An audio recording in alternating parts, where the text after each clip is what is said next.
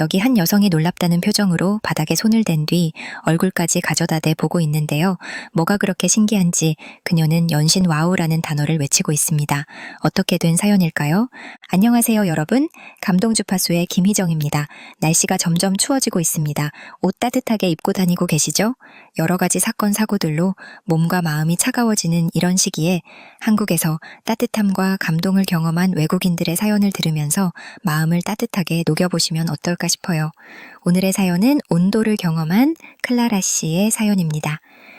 안녕하세요. 저는 독일 미넨에서 태어나 현재 프랑스 샤모니에서 건축사로 일하고 있는 클라라입니다. 제가 한국에 다녀온 뒤로 저와 저의 고객들의 삶이 정말 달라졌어요. 어떻게 한국이 저희의 삶을 바꿔놨는지 이야기해 드릴게요. 저는 원래 유럽의 전통 건축을 사랑하며 건축의 역사와 기술에 대해 깊이 연구하는 사람이었어요. 하지만 최근 몇 년간 유럽에서는 심각한 문제가 발생했죠. 바로 난방 위기입니다. 기후변화로 인해 겨울은 점점 더 혹독해지고 있지만 오래된 건축물과 비효율적인 난방 시스템은 이를 따라가지 못하고 있었어요. 에너지 가격이 치솟고 난방조차 제대로 하지 못하는 사람들이 늘어나면서 프랑스 전역에서는 한파로 인해 많은 사람들이 고통받고 있었습니다. 특히 노인들이 난방을 하지 못해 동사하는 안타까운 뉴스가 연일 보도되고 있었죠. 이러한 상황 속에서 저는 회사의 프로젝트의 일환으로 새로운 난방 기술을 조사하기 위해 아시아로 파견을 가게 되었습니다. 저의 첫 번째 목적지는 일본이었어요. 일본의 코타츠와 온천 등 전통적인 난방 문화를 직접 체험해보고 그것이 유럽에서도 적용 가능한지 살펴보는 것이 제 임무였죠. 정말 많은 기대를 품고 일본에 도착했어요. 료칸에 가서 코타츠를 경험해보았지만 실망감을 느끼는데 오래 걸리지 않았습니다. 코타츠는 따뜻한 이불 안에서 다리를 넣고 사용하는 방식이었는데 그 따뜻함이 제한적이었고 한방 전체를 난방하기에는 턱없이 부족했어요.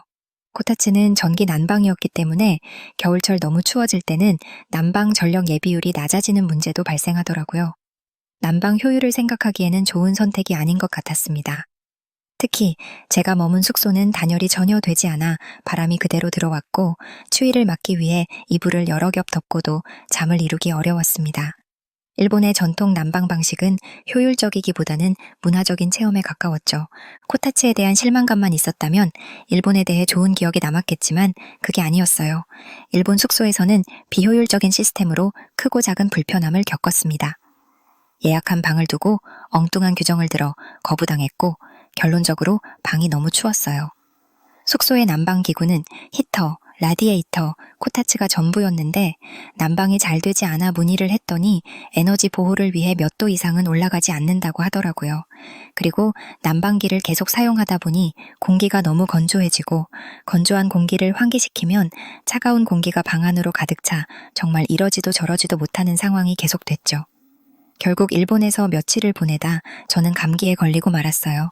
일본에서의 경험은 저를 지치게 했고 이 정도라면 유럽으로 가져갈 만한 해결책은 없겠구나 하는 절망감만 커졌습니다. 그렇게 실망과 피로를 안고 저는 두 번째 목적지인 한국으로 향하게 되었습니다. 한국은 다를까? 라는 작은 기대와 또 실망하면 어쩌지? 라는 불안이 뒤섞인 마음이었죠. 한국행 비행기에서 저는 두 손을 모으며 속으로 기도했습니다. 부디 이번에는 유럽에서도 사용할 수 있는 난방 기술을 찾을 수 있기를.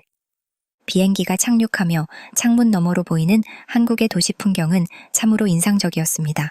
마치 과거와 현재가 공존하는 듯한 도시의 모습이었죠. 제가 겪어보지 못한 새로운 경험을 하게 될 것 같은 느낌이 들었지만 솔직히 한국에서 무엇을 기대해야 할지조차 몰랐습니다.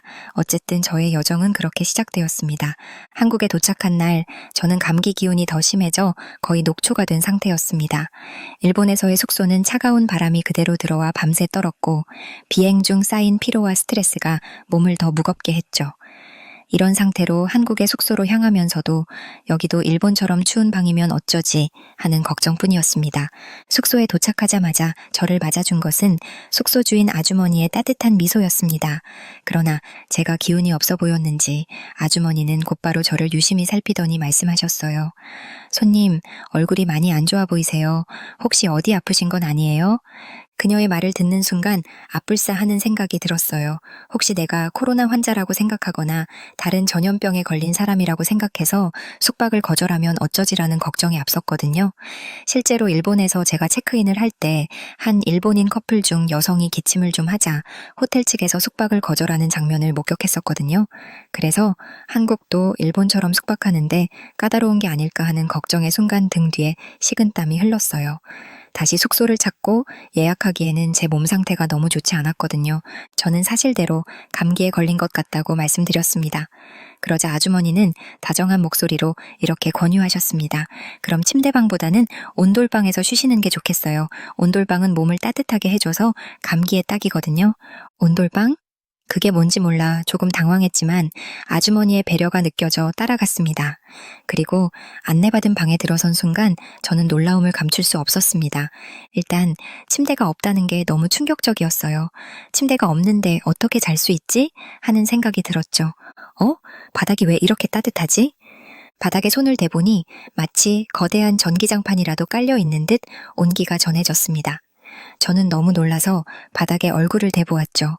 얼굴에도 따끈따끈한 열이 전해져 왔습니다. 이게 어떻게 가능한지 궁금해 아주머니께 여쭤보니 아주머니는 웃으면서 대답하셨습니다. 이게 바로 한국의 온돌이에요. 전통 난방 방식인데 바닥을 데워서 방 전체를 따뜻하게 만드는 거랍니다. 감기에 정말 좋아요. 저는 처음 겪는 경험에 무척 신기했어요. 그리고 아주머니께 침대는 어디 있냐고 물었더니 온돌방은 침대가 없다고 설명해 주셨죠. 대신 천연솜으로 만든 두툼한 이불이 있다고 설명하셨어요. 한국의 전통 난방 시스템인 온돌을 직접 경험해 볼 수 있도록 특별히 침대 없이 두고 있는 온돌방이라고 설명하시더라고요. 정말 놀라웠어요. 저는 약간 긴장된 마음으로 이불을 바닥에 깔고 누웠습니다. 바닥에서 전해지는 따뜻한 열기가 천천히 몸을 감싸는 기분이었어요. 그 따스함은 단순히 몸을 덮이는 것을 넘어 피로하고 지친 제 마음까지 녹이는 듯 했습니다.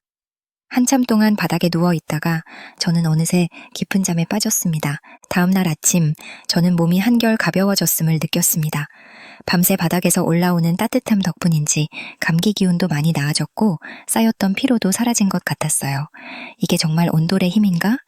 저는 숙소 주인 아주머니께 감사 인사를 드리며 물었습니다. 온돌이 이렇게 대단한 줄 몰랐어요. 바닥이 따뜻하니까 방 전체가 훈훈하고 감기도 나은 것 같아요. 그런데 어떻게 이렇게 따뜻할 수 있죠? 아주머니는 온돌의 원리를 간단히 설명해 주셨습니다. 옛날에는 아궁이에 불을 지펴서 바닥을 데웠는데 지금은 친환경적인 방법으로 물을 순환시키거나 전기로 바닥을 데워요. 열이 아래에서 위로 올라오니까 방 전체를 균일하게 덮이는 거죠. 그제야 저는 왜 방 안구석구석이 따뜻했는지 이해할 수 있었습니다. 유럽에서 사용하는 라디에이터나 난로는 특정 공간만 드기 때문에 추운 곳이 많았는데 온돌은 전혀 다른 차원의 난방 시스템이었습니다. 저는 건축가로서 온돌이 가진 효율성과 과학적 원리에 깊은 감명을 받았습니다. 그리고 저는 회사에 연락해 온돌 시스템이 우리가 찾고 있는 난방비 절약 프로젝트의 중요한 힌트가 될 수 있을 것 같다고 말했어요. 회사에서는 한국에 있는 한 회사에 바로 연락을 취해 미팅 일정을 잡아줬습니다. 온돌을 현대적으로 해석해 시스템을 판매하고 있는 회사였죠. 회사에 도착하자 온돌 연구팀의 담당자가 저를 따뜻하게 맞아주며 환영했습니다. 온돌에 관심이 많으시다니 반갑습니다. 요즘 해외에서도 온돌 기술에 대한 관심이 늘고 있어요. 담당자는 저를 회사 내부 전시장으로 안내하며 온돌 시스템의 발전 과정을 차근차근 설명해 주었습니다. 온돌은 한국의 전통 난방 방식입니다. 처음에는 아궁이에 불을 지피고 그 열기를 바닥 아래의 구들장에 전달해서 방을 데웠죠. 지금의 온돌은 더 진화된 형태로 습식과 건식 두 가지 방식으로 나뉩니다. 전시장에는 온돌의 단면 구조를 보여주는 모형이 있었고 설명은 점점 더 자세해졌습니다. 습식 온돌은 바닥 아래에 물을 순환시키는 파이프가 설치되어 있고 이 파이프를 통해 열이 전달된다고 했습니다. 건식 온돌은 전기 열선을 이용해 열을 직접적으로 전달하는 방식이었습니다. 습식 온돌은 물을 이용하기 때문에 환경 친화적이고 에너지를 효율적으로 사용할 수 있습니다. 건식 온돌은 설치가 간단하고 유지 보수 비용이 적게 드는 장점이 있어요. 저는 이 두 가지 방식이 각각의 환경에 맞게 응용 가능하다는 점에 깊은 감명을 받았습니다. 특히 건식 온돌은 프랑스처럼 오래된 건축물이 많은 나라에서도 적용할 수 있을 것 같았어요. 저는 그날 밤에도 온돌방에서 따뜻하게 잠을 잤습니다. 그런데 온돌의 매력은 단순히 따뜻함에 그치지 않았습니다. 방 안 공기가 건조하지 않고 바닥에서 느껴지는 열기가 마치 마사지 효과를 주는 것 같았어요. 유럽에서는 난방을 위해 전기 히터나 라디에이터를 사용하면 공기가 건조해져 목이 아프거나 피부가 갈라지는 경우가 많았는데 온돌방에서는 그런 문제가 전혀 없었습니다. 그뿐만 아니라 방의 온도를 세밀하게 조절할 수 있는 시스템도 매우 인상적이었습니다. 숙소에는 작은 컨트롤러가 있었는데 그걸로 온도를 낮추거나 올릴 수 있었고 심지어 타이머를 설정해 일정 시간 동안만 온돌이 작동하도록 할 수도 있었습니다. 이 정도면 한국의 난방 기술은 전 세계 어디서나 도입해도 좋겠는데 저는 온돌을 처음 경험한 순간부터 이미 한국의 난방 기술에 빠져들기 시작했습니다. 이 놀라운 기술이 프랑스의 혹독한 겨울을 극복할 열쇠가 될 수도 있겠다는 생각이 들었어요. 담당자는 온돌의 에너지 효율에 대해 열정적으로 설명을 이어갔습니다. 온돌은 방 전체를 드기 때문에 일반적인 라디에이터보다 훨씬 적은 에너지로도 충분히 따뜻한 환경을 제공합니다. 열이 바닥에서 천장으로 올라가기 때문에 방 구석구석 온도가 고르게 유지되죠. 온돌은 열 손실이 적어서 에너지 절약 효과도 뛰어납니다. 그리고 최근에는 태양열이나 지열 같은 재생 가능 에너지를 활용한 온돌 시스템도 개발 중입니다. 프랑스나 유럽 같은 지역에서는 이런 친환경 에너지를 활용하면 더 큰 장점이 있을 거예요. 담당자의 말에 저는 고개를 끄덕이며 감탄했습니다. 단순히 난방 기술이 아니라 지속 가능한 미래를 위한 해결책으로도 완벽해 보였거든요. 담당자는 마지막으로 온돌이 전 세계적으로 주목받고 있다는 점을 언급했습니다. 최근 들어 유럽과 북미 지역에서도 온돌 설치를 원하는 문의가 많아졌습니다. 특히 독일, 프랑스, 영국처럼 겨울철 난방비 부담이 큰 나라들이 온돌을 관심 있게 보고 있죠. 저는 이에 대해 더 많은 질문을 던졌습니다. 온돌을 설치하려면 기존 건물 구조에 많은 변화를 줘야 하나요? 그리고 설치 비용은 어느 정도인가요? 담당자는 미소를 지으며 대답했습니다. 기존 건물 구조에 따라 다르지만 습식 온돌은 바닥 공사를 동반하기 때문에 초기 비용이 조금 더 들 수 있습니다. 하지만 유지 비용이 적고 에너지 절약 효과가 커서 장기적으로는 훨씬 경제적이에요. 건식 온돌은 설치가 간단해 임대 건물이나 복잡한 공사가 어려운 곳에서도 쉽게 적용할 수 있죠. 그 말을 들으며 저는 프랑스의 오래된 건축물에도 온돌이 충분히 적용 가능하겠다는 확신을 가졌습니다. 담당자는 온돌의 실용성을 강조하며 저를 연구실로 안내했습니다. 거기서 저는 실제 작동 중인 온돌 모델을 체험해 볼 수 있었습니다. 미팅이 끝난 뒤 저는 숙소 근처의 한 카페에서 미팅 내용을 바탕으로 회사에 보낼 보고서를 작성했어요. 그리고 제 USB에 저장을 하고 숙소로 돌아왔습니다. 숙소로 돌아와서 다시 보고서를 수정하고 보내려고 했는데 앞불싸 USB가 없어졌더라고요. 노트북을 정리하면서 나올 때 제대로 확인을 했어야 했는데 어디에 흘린 것 같았어요. 그 USB에는 어제 정리한 자료 외에도 다른 중요한 프로젝트 자료가 들어있었기에 저는 완전히 패닉 상태가 되었죠. 숙소 주인 아주머니께 말씀드리자 아주머니는 침착하게 말씀하셨어요. USB요? 한국에서는 분실물을 잘 찾을 수 있어요. 카페에 전화를 한번 해보죠. 아주머니는 직접 카페에 연락을 해주셨고 놀랍게도 USB는 여전히 카페 직원이 보관 중이었습니다. 안심하세요. 내일 찾아가시면 됩니다. 다음 날 아침 저는 서둘러 카페로 달려갔습니다. 카페 직원은 미소를 지으며 USB를 건네주었고 저는 깊이 감사 인사를 전했습니다. 직원은 이렇게 말했어요. 한국에서는 분실물을 주우면 주인에게 돌려주는 게 당연하죠. 숙소에서 다시 온돌의 따스함을 느끼며 USB 사건의 여파로 긴장했던 몸과 마음이 점점 풀렸습니다. 바닥에서 전해지는 따뜻한 열기는 마치 천연의 치료제 같았어요. 한국의 온돌은 단순히 따뜻함을 넘어서 공간의 모든 사람을 편안하게 만드는 기술이라는 생각이 들었습니다. 그리고 저는 이 온돌의 마법 같은 따뜻함이 프랑스와 유럽 전체에 얼마나 큰 변화를 가져올 수 있을지 고민하기 시작했습니다.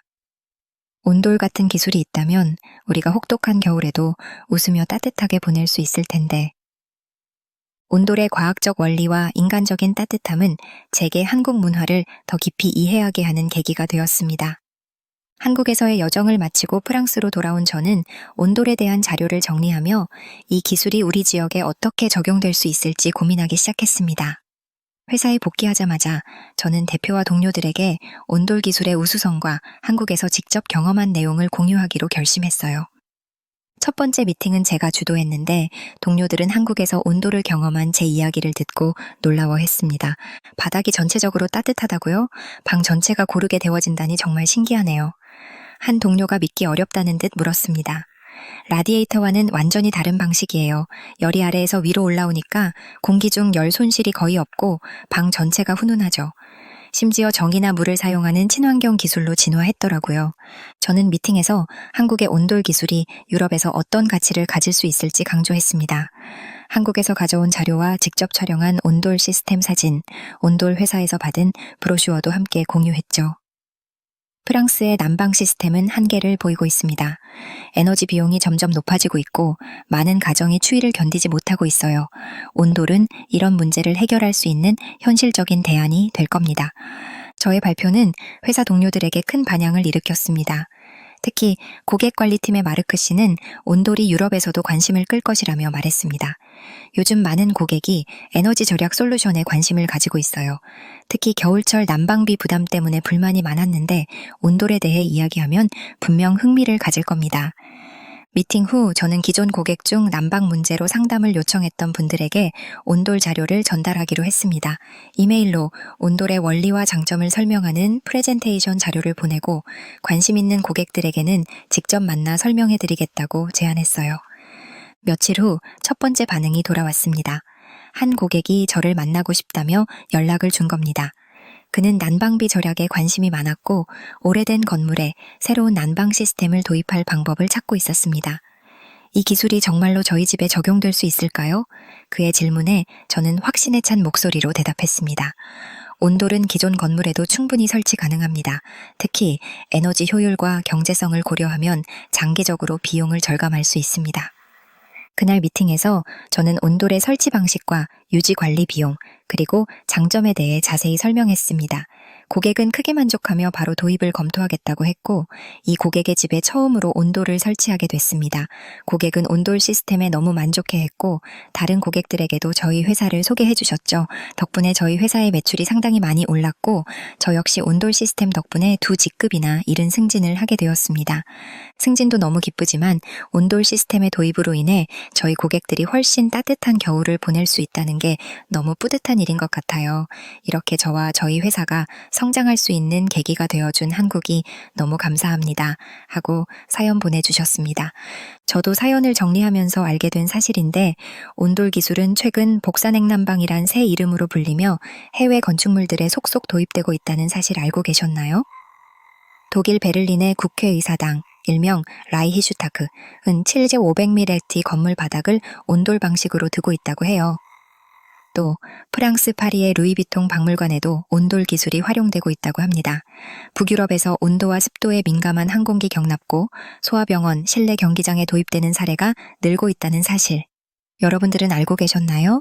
한국의 온돌 기술이 정말 전 세계로 퍼져나가고 있는 것 같아 뿌듯합니다. 오늘의 사연 어떻게 들으셨나요? 여러분의 다양한 의견을 댓글로 남겨주세요. 오늘도 끝까지 시청해주신 구독자 여러분 감사하고 사랑합니다. 다음 영상에서 다시 만나요.